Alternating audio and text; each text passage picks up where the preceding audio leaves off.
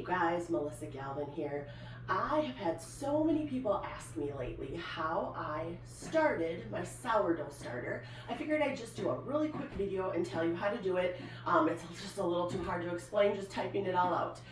So you want to start with a really high quality organic whole grain flour. I use an organic whole grain wheat that's freshly ground, and then just store it, buy it in bulk and store it in containers here in the house. You can use whatever works for you, but you want to try to stick with an organic flour. Definitely going to get more nutritional benefits that way. Measuring cups, so you can measure things out, and then you're going to want a glass or a plastic dish to keep your sourdough in. I choose to use glass. I like glass better. You just want to make sure you avoid metal. You don't want to use metal when you're doing this. I follow a super simple recipe. I do not measure and weigh and have grams and all of those things. So if those are the recipes you're finding and that's why it's too complicated for you, this should pretty much be as simple as it gets. So when you want to start your sourdough starter, you're going to start with a 1/4 cup of flour and a 1/4 cup of water, and you're just going to mix them up, put them in your bowl, drape a washcloth over the top of it, and just set it aside overnight. And then what you're going to do is every 24 hours, you're going to pull that sourdough back out, mix it up real good. You want to discard or throw away half of it. So you started with 1/4 cup and 1/4 cup. So of that 1/2 cup that you've created, you want to throw half, and then you're going to be left with a 1/4 cup of sourdough starter. So to that, you're going to add equal parts flour and water again. So you're going to have that 1/4 cup of starter from the day before. You're going to add another 1/4 cup of flour and another 1/4 cup of water. Mix it up, drape over your washcloth, set it aside. You want to continue that process for about 2 weeks. That's about how long it takes for your starter to really get active and bubbly, and you'll notice that sour smell starting to come from it. When you get to that 2-week mark and you notice that bubbliness happening, you're ready to try to bake with it.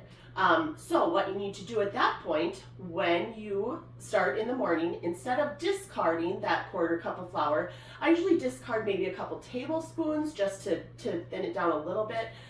But then you're going to double it. So you've got a 1/2 cup of starter, you're going to add a 1/2 cup of flour and a 1/2 cup of water. Mix it up, set it aside.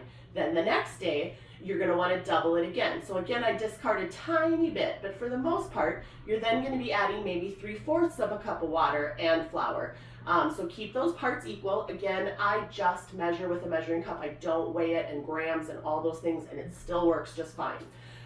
So when you get to the point that you're continuing that process and you're adding a little bit more each day as your sourdough is growing, then you're going to get to the point where you have maybe 2 or 3 cups of starter.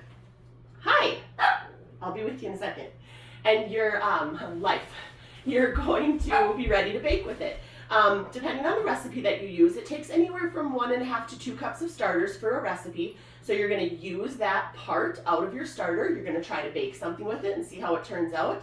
And then you're going to want to feed your starter again based on how much is left in the bowl, equal parts flour, water, and starter. Set it aside and it can wait till the next day.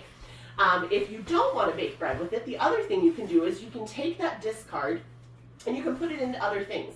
So we'll use it for pancakes or muffins or dinner rolls, things like that. And so you can find all kinds of sourdough discard recipes online. Use whatever works for you. Try putting it into things when you're baking. It's just a really good way to get that fermented food into your kids' diets, your family's diets.